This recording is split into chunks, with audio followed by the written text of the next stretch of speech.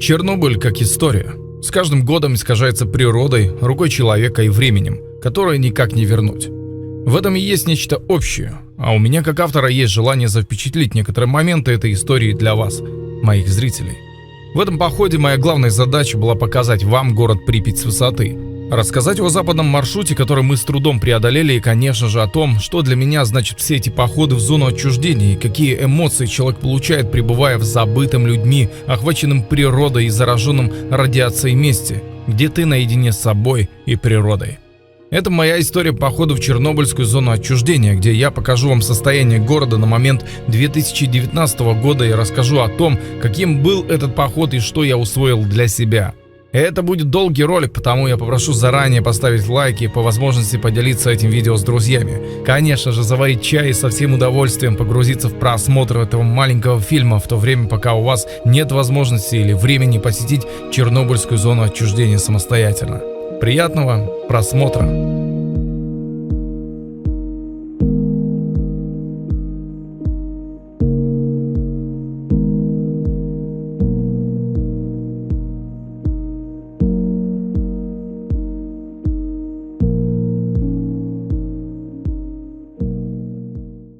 В этот раз маршрут похода в зону отчуждения проходил по западному следу. Назван он так потому, что после взрыва 4-го энергоблока Чернобыльской атомной электростанции в течение первых суток распространение мощного радиоактивного загрязнения с потоком ветра шло в северо-западном, северном и северо-восточном направлении от ЧАЭС. В направлении Полесского, Народичей и десятка других поселков прошел радиоактивный след, оставивший после себя и до сих пор радиоактивные пятна.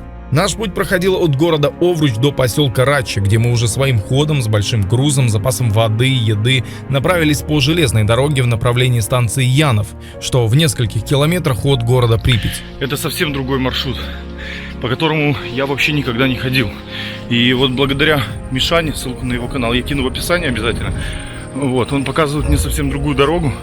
Ты сколько раз ходил по ней? 3 раза, а я не ходил ни разу, так что я уверен, мы покажем вам интересные заброшенные деревни и зайдем в Припять совершенно по другому маршруту, ну и соответственно аэросъемка. Конечно, по дороге в зону отчуждения бояться нечего, но если тебя заметят, могут сообщить о группе сталкеров, которая движется в направлении ЧЗО, и, к примеру, в точках пересечения границы тебя уже могут поджидать. Конечно, отдельного разговора заслуживают полиция и пограничники ЧЗО, но о них я расскажу в конце ролика и очень советую досмотреть до конца. Наши первые километры вселяли радость и мотивацию быстрее преодолеть путь от Радчи до железнодорожного пути. Но спустя несколько часов я понял, что это лишь начало наших трудностей, потому что дорога через лес в направлении Железки — это болото, заросли и труднопроходимые хащи, где с рюкзаком весом в 20 килограмм выматываешься очень быстро. Говоря о лесах той зоны, хотел бы предупредить любителей купить чернику на рынке под предлогом экологически чистой. Большая часть тех, кто собирает чернику, сосредоточена на Оврудском районе, и нередко собирается эта черника в местах, которые до сих пор превышают радиационную норму в 3-5 раз. Да и зачастую их не останавливают даже границы Чернобыльской зоны отчуждения, где потом хоть и не сильно, но загрязненная радиацией черника попадает к вам на стол. Всегда, когда покупаете чернику, помните про западный след. С Радчи мы держали путь в село Ровба, но так туда и не попали. Хоть это еще и не граница ЧЗО, но попадаться на глаза местным с рюкзаками очень не хотелось. Единственное место, которое мы увидели в селе Ровба, это местное кладбище, которое по виду не кажется брошенным, и на могилах все еще видны не выгоревшие искусственные цветы. Через километр от кладбища мы уже подходили к железнодорожному переезду. И тут начался новый этап нашего похода, хотя, честно вам скажу, ходьба по путям не самое приятное занятие. К моему удивлению, железная дорога на момент нашего похода была частично реставрирована. А идти по щебню, которым засыпано почти 17 километров пути от переезда, не очень приятно. Начинается достаточно серьезный маршрут. Фух. По железной дороге, ребята. Во-первых, это очень шумно, а во-вторых, можно и ногу подвернуть. Реставрация новой железной дороги связана с постройкой завода по переработке ядерного топлива. И новая линия уже сегодня транспортирует металлы, технику и людей до места расчистки старого пути.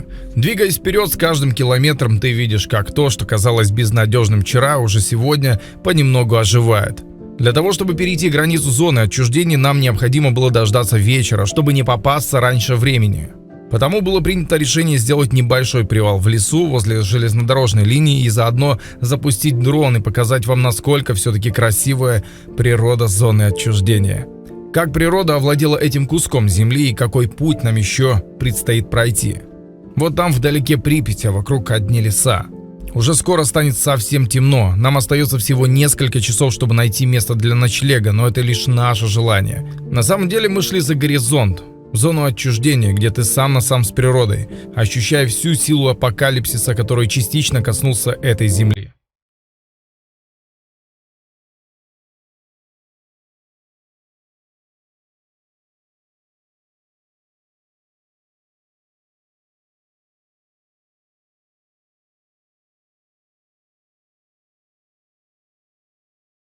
На дворе уже потемнело, и у нас была возможность пересечь границу ЧЗО и двигать дальше в направлении Припяти.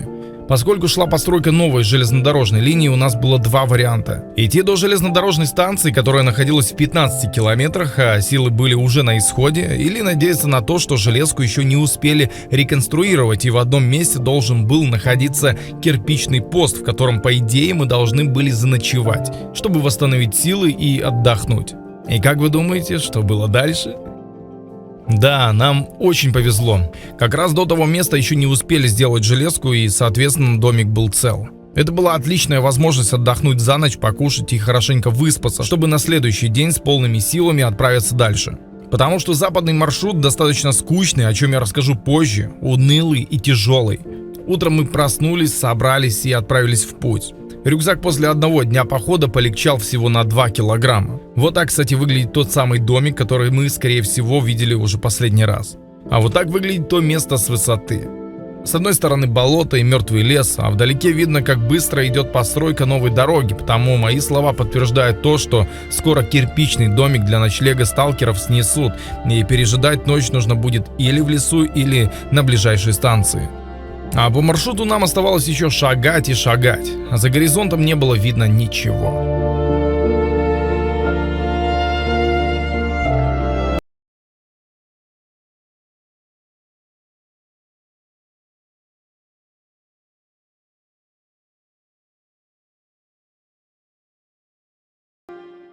Но этот домик хорош. Мы сегодня переночевали, чувствовали себя комфортно. Вот, будем выдвигаться дальше. Мишаня, что там радиационный фон? Ты думаешь, тут есть пятна? 46, 45? Ага. Да разве это пятно? Следующие несколько часов мы шли по грунтовой дороге, которая была расположена практически параллельно железнодорожным путям. На второй день усталость уже давала о себе знать раньше, чем этого хотелось. Погода была хоть и солнечная, но парила страшно, и это вызывало дискомфорт для передвижения. Спустя еще несколько часов мы подошли к реке, где планировали набрать воду для фильтрации, поскольку у меня было всего 7 литров воды на 4 дня, а у Мишани всего 2. Несмотря на то, что сталкеры часто тут набирают воду для питья, я бы уж точно не стал ее пить. К тому же видите сами, что водоем тут больше похож на болото, где царствуют дикие утки и прочая живность. Соответственно, бактерии и прочие гадости с водой можно зачерпнуть предостаточно. Но, к счастью или сожалению, набрать воды не получилось, и мы направились в сторону станции Клевины. Конечно, с воздуха это болотце выглядит совсем иначе, но уж точно пить с этого водоема небезопасно для здоровья. Ведь главное для сталкера — автономность, несмотря на вес рюкзака и запасов.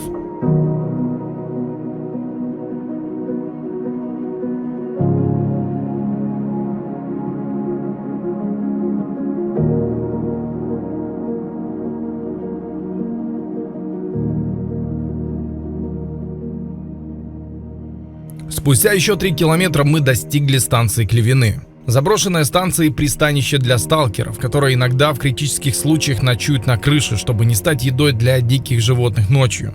Да и судя по количеству консервных банок, думаю, вы понимаете, какое количество людей проходит по зоне отчуждения. Сама станция ничего особенного собой не представляет и в нашем случае служила лишь временным привалом. Еще через несколько километров мы вышли к реке, которая по своему цвету была похожа на кофе. Вы не поверите, но сталкеры набирают в этой реке воду, фильтруют ее и пьют, несмотря на ее цвет. Потому что ее цвет сформирован за счет составляющей грунта, а точнее глины, которая и придает воде такой окрас. Изначально, набрав воды в бутылке, мы сделали для себя запас, но забегая наперед, скажу, что эту воду мы так и не пили. Судя по температуре воды, в этом водоеме на месте переправы бьют холодные источники. Выглядит неприятно, да и пить ее можно только, в крайних случаях, и только кипяченую. Но полдня нашего пути, можно сказать, прошли идеально, до того момента, пока не пошел дождь. Оттого и одежда, несмотря на дождевик, промокла полностью. В тот момент, пока я снимал дары природы и наш поход, все было почти сухо, но когда опустился ливень, уже не хотелось ничего, не говоря уже про съемку. Нам просто нужно было дойти до ближайшей станции и согреться. И спустя еще несколько часов мы прибыли на станцию Толстый лес.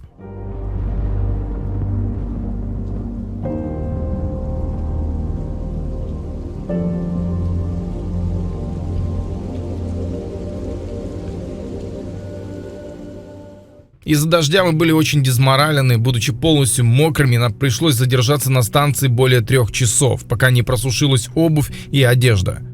Несмотря на то, что на станции мы смогли согреться и укрыться от дождя, само помещение было больше похоже на свалку мусора. Некоторые сталкеры, посещающие ЧЗО, те еще мудаки, которые назло могут догадить в помещении. Я уже не говорю о том, что творится в квартирах Припяти, вспомните ролики того же Криосана. Тем не менее, обувь мы просушили, и следующих полчаса пути ноги были относительно сухими. Потому что впереди нас ждал настоящий ужас в виде 5 километров похода по заброшенной железной дороге. Потому что практически весь этот путь сплошные кусты и деревья. А в нашем случае еще и мокрые, где вся влага с листьев попадала на одежду. Несмотря на дождевик, который спустя километр пути порвало в клочья ветками, дорога была жуткая, тяжелая и очень скучная. Почти 47 километров до выхода на грунтовку. От начала нашего пути, где 36,5 километров, железная дорога, 12 из которых просто страшные заросли. К тому же на станции Толстый лес мы задержались почти до 9 вечера, а темнеет уже в 22:30. И эти 5,5 километров по мокрым зарослям нам нужно было преодолеть в крайнем случае за 2 часа. Лично я прозвал этот путь адской дорогой, и поверьте, если вы отправитесь по этому маршруту в дождь или зимой, уверен, это будет последний раз, когда вы пошли этой дорогой в ЧЗО. Более того, от станции Толстый лес до деревни, в которой мы должны были ночевать, нам нужно было преодолеть в общей сложности 18-20 километров, 6 из которых дремучие заросли, да к тому же в дождь. Пока мы шли, не хотелось не то чтобы снимать, но и говорить. Я не представлял, как с полностью мокрыми ногами, мозолями в кровь, да еще и вдобавок мокрой одеждой вместе с трусами можно пройти такой путь. Но нам несказанно повезло. Уже в час ночи в одной из деревень мы случайно решили заглянуть в один из домов, чтобы посмотреть состояние. И на удивление там была печь в практически идеальном состоянии. Пытаясь разжечь печь, мы закоптили весь дом, потому что не было тяги, одежду просушить бы не получилось. Но, к счастью, в сарае этого дома были старые бочки, которые были под накрытием и не фанили радиацией. И мною было принято решение разжигать костер прямо во дворе этого дома. А поскольку прошел сильный ливень, не стоило опасаться возникновения пожара. Одежда была высушена менее чем за час, костер как следует потушен, а мы направились дальше на ночлег.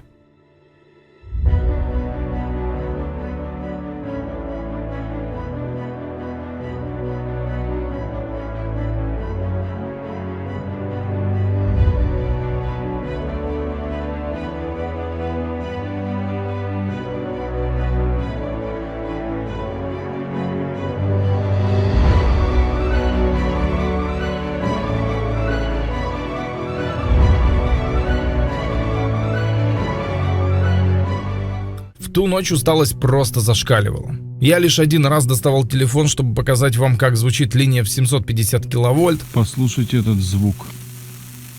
А это просто нечто.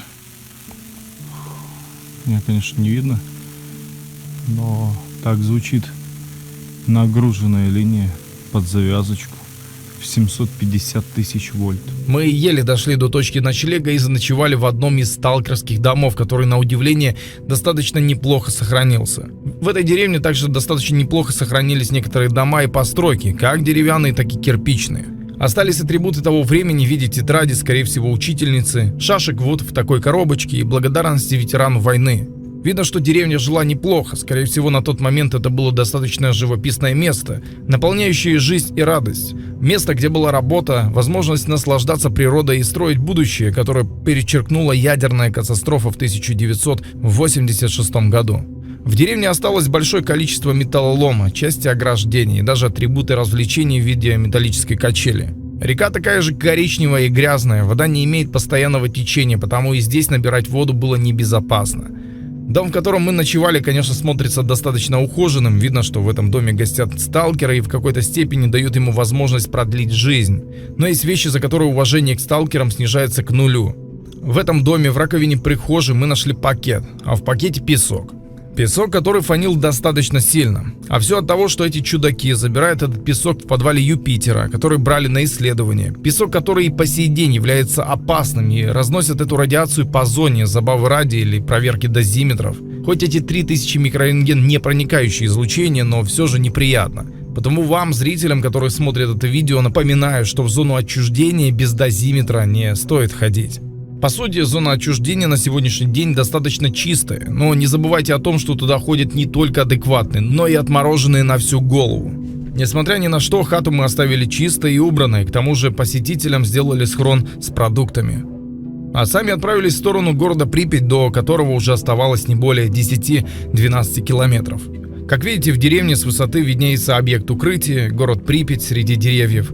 Сама деревня по себе в неплохом сохранении, есть возможность переночевать в доме по пути в Припять. И как видно по постройкам, в деревне был большой колхоз, автопарк, водонапорная башня, небольшой полигон и рядом протекающая река. И лишь природа охватила все вокруг, и теперь деревня и дома среди нее не что иное, как заложники, в плену которой они находятся уже более 30 лет.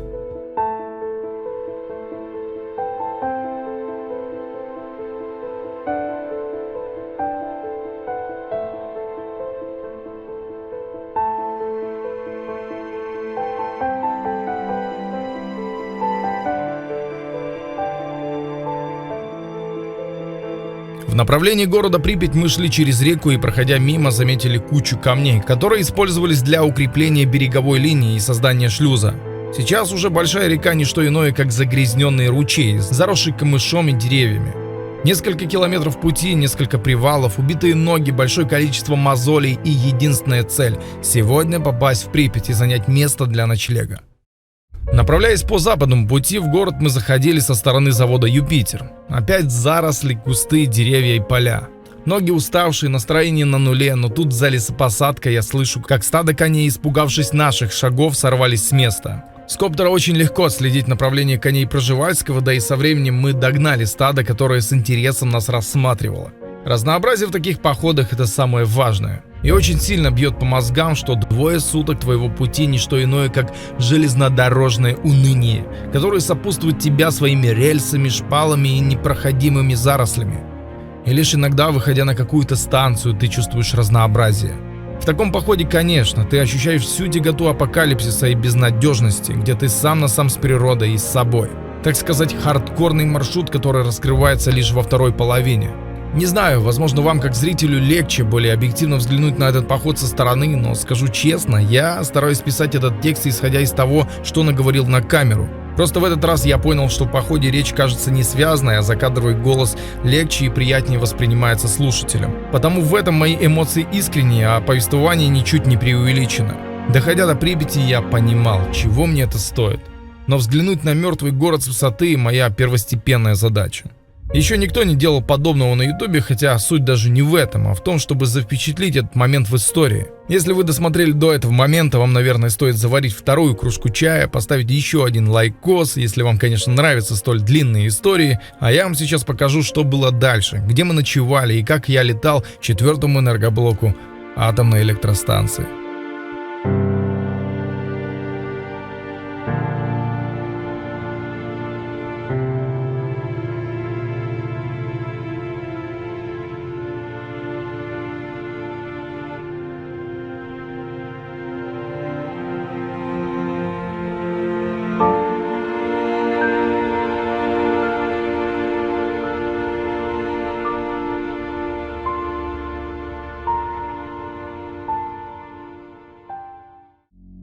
До границы города Припять оставался всего километр, но проходя через поле мы наткнулись на 5-этажные дома, в которые просто не могли не зайти. В первую очередь меня интересовало состояние, наличие атрибутов того времени и возможность найти квартиру для ночлега. Немного побродив по подъездам, мы нашли квартиру, которая была облагорожена сталкерами, имела кухню, 2 комнаты и несколько матрасов. Мы сварили чай, подготовили места для ночлега, Мишаня нашел какую-то частицу в матрасе и стремался на нем спать.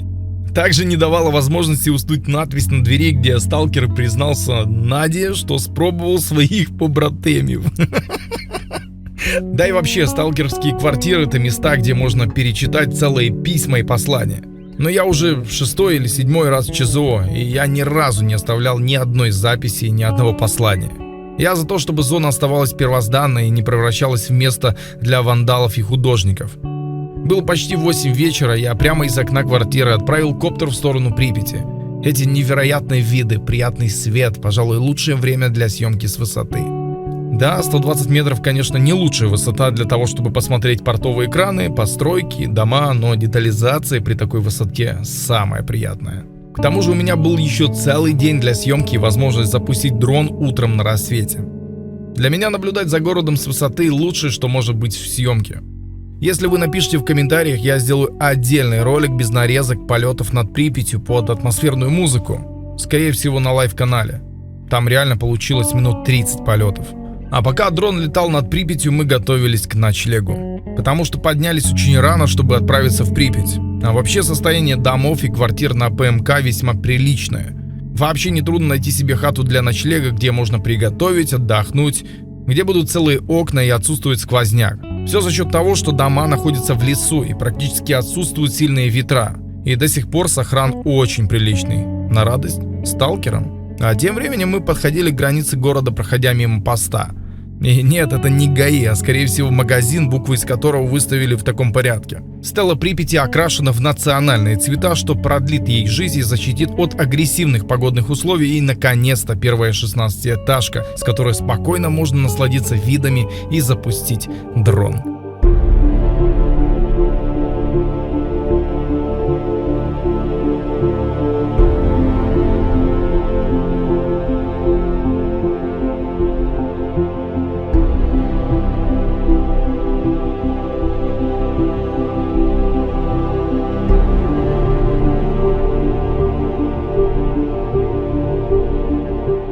Подавляющее большинство всех домов в Припяти панельные, потому и срок службы в таких лютых условиях недолгое. Состояние квартир в этой высотке типичное для Припяти. Тотальная разруха, следы вандализма, жизнедеятельности посетителей и мародерства.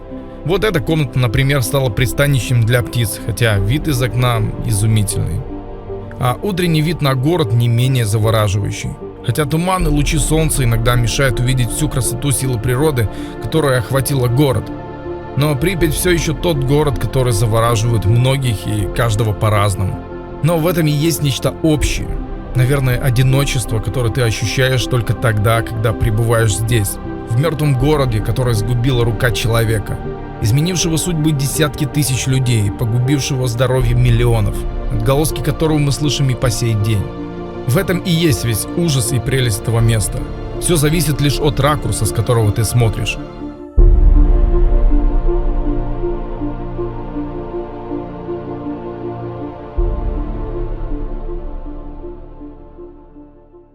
А следующая точка в нашем маршруте был проспект Строителей. Зашли мы туда ради того, чтобы взглянуть на сталкерскую квартиру и показать вам общее состояние домов и улиц. Мне больше всего нравится, как выглядит Припять весной и летом. Стадион под открытым небом, древесина, лавочки, которые простояли такое время, поражает состояние. За обильным количеством кустов и деревьев просто трудно разглядеть асфальтное полотно и территорию самого стадиона. Видны лишь трибуны и главный блок, а точнее то, что от него осталось. Главная достопримечательность города – это колесо обозрения. Больше всего поражает тот факт, что после постройки оно так и не было запущено. Местный аттракцион, как оливье в холодильнике перед Новым годом. Вроде оно и есть, но кушать его пока нельзя. Его состояние из года в год, как видите на кадрах, не особо меняется, хотя фон в некоторых местах колеса обозрения достигает 2000 микрорентген. У нас в городе колесо обозрения приблизительно в таком же состоянии, так что уверен, запусти его в Припяти, нашлись бы желающие прокатиться. Нельзя было пропустить бассейн, не взглянув на его состояние. После зимы оттаяло много воды, и в ней зародилась новая жизнь в виде водорослей. Главный холл, коридоры, ступени, настенные арты – все это в таком состоянии на момент съемки 2019 года. Время не щадит ничего, особенно в таком месте. Потому в этом походе я пытаюсь показать вам то, что видели мои глаза ровно в тех ракурсах на момент июля 2019 года. На первый взгляд, Дворец культуры «Энергетик» кажется не таким масштабным, но заглянув поглубже, я заметил, что там был еще и кинотеатр, куча агитплакатов, лозунгов и прочие атрибутики. Конечно, во время легальных экскурсий категорически запрещают заходить в здание в силу их высокой аварийности. Но судя по тому, что вы сейчас видите, ходить там еще можно, и нам даже нужно, чтобы показать вам эти кадры основных туристических объектов в Припяти. Нам уже нужно было выходить, вели мы себя достаточно тихо, хотя времени было всего 8 утра. И в этот момент даже в центре города царила тишина. Автобусы с экскурсиями еще не приехали, а у нас была прекрасная возможность прогуляться по центральной улице, не опасаясь встретиться с охраной зоны отчуждения и проводниками. Камень, бетон и металл. На них граффити загубленных душ. По городу их несколько. И когда попадаешь в город ночью, создается очень мрачное настроение. Побелка, осыпавшаяся с потолков, оставила следы в любом помещении. И теперь она одна из главных атрибутов мертвого города. Деревья высотой с 9-этажный дом в летнее время создают особый антураж. Да что уж говорить, новичку даже с картой иногда в этих джунглях ориентироваться достаточно сложно, не говоря уже о ночных походах. Направляясь в сторону реки, наконец-то удалось немного освежиться. Вода у нас была на исходе, и нам необходимо было набрать максимально чистой воды, чтобы ее отфильтровать и не высохнуть от жажды. У нас было два пути – набирать воду прямо в реке или пойти к водонапорной станции. И как вы понимаете, мы пошли сначала к реке Припять. Виды, конечно, здесь просто невероятные. Запахи реки, зелени и свежего воздуха вам просто не передать, насколько это мощно, но, к сожалению, качество воды, а точнее ее вид, желали лучшего. Конечно, невероятное ощущение. Ты сидишь на берегу этой реки, запах такой, знаешь, как на пруду у бабушки в деревне. Просто очумительно. Посмотрите.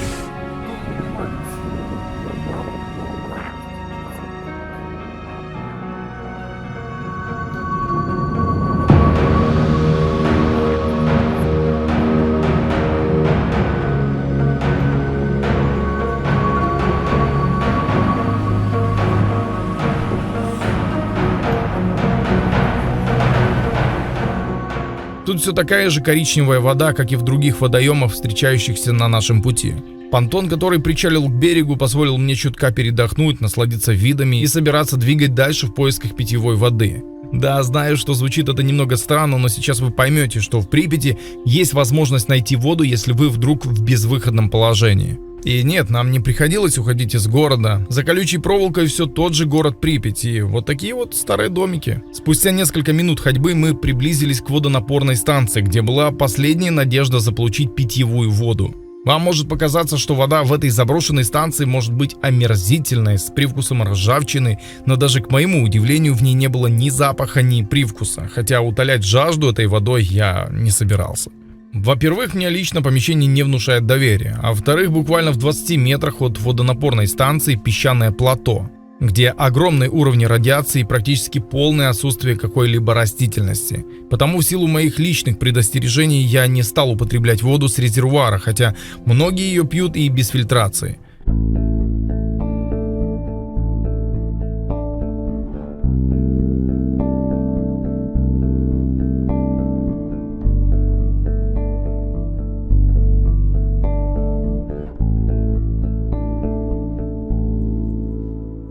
Мы отправились по маршруту, которого у меня на канале еще не было. На электричке Чернобыльской атомной электростанции до города Славутич через белорусскую зону отчуждения. Вот здесь мы в ожидании поезда, который возит сотрудников станции на работу и по домам.